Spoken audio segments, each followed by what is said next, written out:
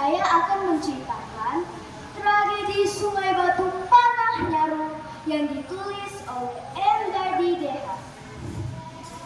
Di jalan yang tembus antara Sembelangaan dan Lokpara ada sebuah anak sungai yang dinamakan Sungai Panah Nyaru.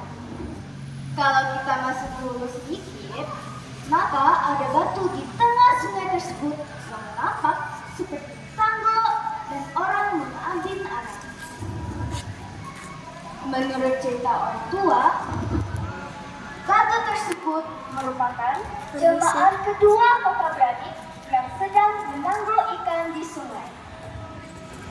Karena disambar beledek, mereka berubah menjadi batu. Berikut kisahnya.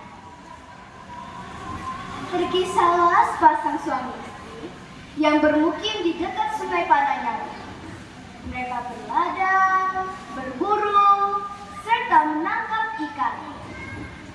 Suaminya bernama Tempeko, istrinya bernama Lenyu, yang berasal dari permukiman kuno di sekitar Bukit Sembelangaan.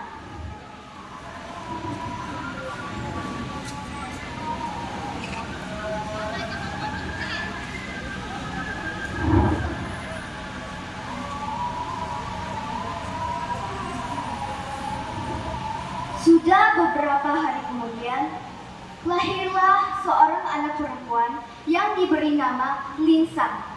Beberapa tahun kemudian, lahirlah seorang anak lelaki yang mempunyai pusat yang menonjol keluar. Warga setempat memberi sebutan untuk pusat yang menonjol keluar itu dengan sebutan Bujal. Maka anak tersebut diberi nama Bujal.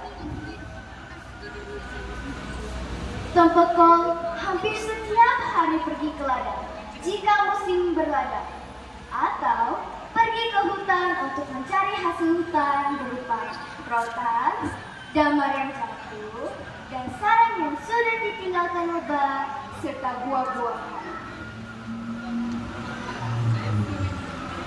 Di sungai, mereka memasang bubu. Kalau musim banjir, Tempeko memasang ambe. Sudah beberapa hari kemudian, Tempeko tidak mendapat hewan buruan maupun ikan dari bubunya, sehingga mereka tidak mempunyai lauk sama sekali.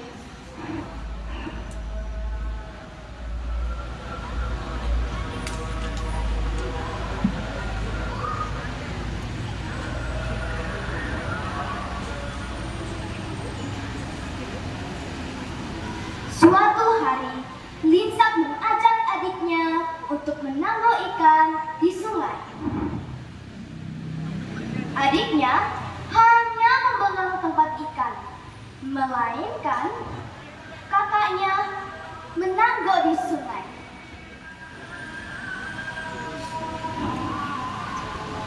Air sungai, walaupun belum musim kemarau, memang sangat dangkal, sehingga Linsang memperoleh banyak ikan.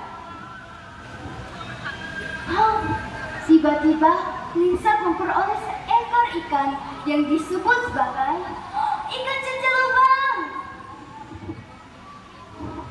Mulut ikan cencelubang memiliki mulut yang sangat besar. Ketika Linsang memasukkan ikan cencelubang ke tempat ikan yang dipegang Bujal, ikan cencelubang bukannya masuk ke tempat ikan, melainkan mulutnya yang sangat besar itu menggigit pusat adiknya yang menonjol. Aduh, Kak, ikan ini menggigit pusatku.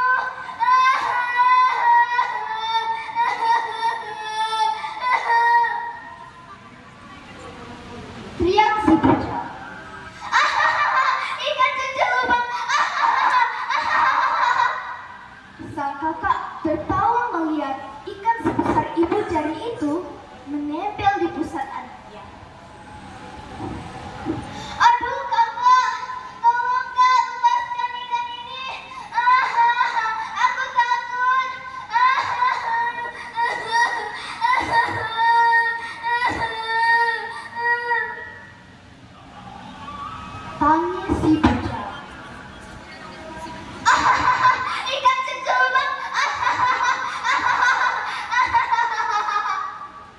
Sang kakak tetap saja tertawa terbahak-bahak melihat adiknya itu.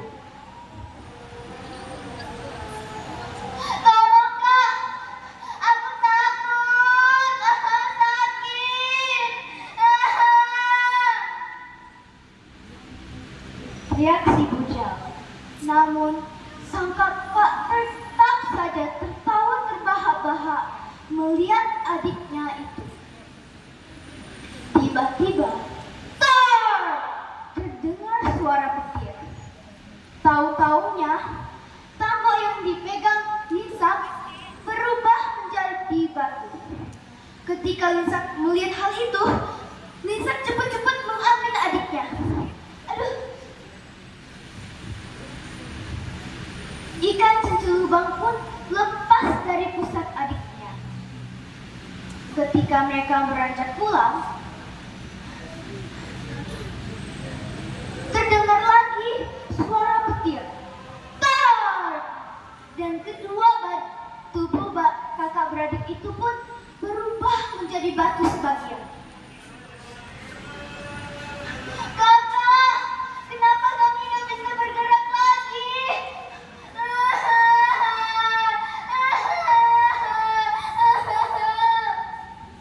Saut si bujang. Entah adik, yang dapat kegerakan hanya kepalaku saja. Saut si Linsak.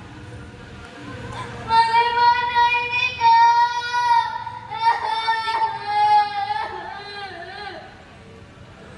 Entah adik, kakak pun tak tahu. Ibu, tolong kami. Ibu, bapak, tolong kami.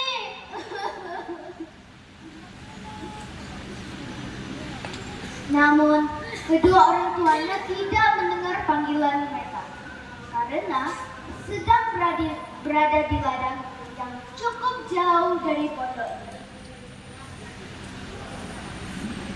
Keduanya asik menggurun padi sambil mencabut sawi yang tumbuh dengan subur. Pada sore hari, betapa kagetnya tidak menemukan kedua anaknya di rumah. Keduanya memanggil-manggil anak mereka. Linsak! Linsak, di mana kamu? Bujang! Bujang! Di mana kamu? Namun, tak ada sautan dari kedua anak mereka. Lenyut teringat bahwa ada tangga yang tergantung di dinding. Namun, tangga tersebut tidak ada di dinding. Pak, sepertinya anak kita ke sungai.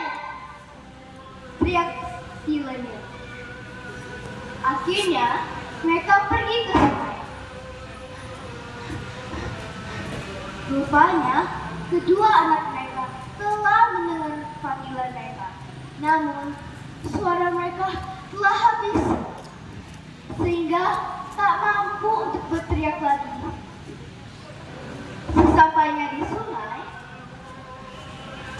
terdengar samar-samar suara Linsak dan Bujang memanggil ibu bapaknya. Segera orang tuanya ke arah suara tersebut.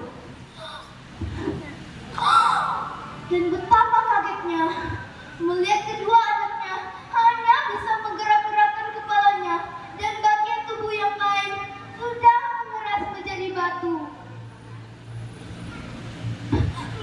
Mengapa bisa kejadian begini? Tanya si Lenyut. Itulah Bu, aku menertawakan ikan cencelubang yang menggigit bujangnya adik. Saut si Linsak. Kemudian Linsak bercerita kepada ibu bapaknya tentang kejadian yang menimpa mereka. Kemudian Lenyut pun berdoa.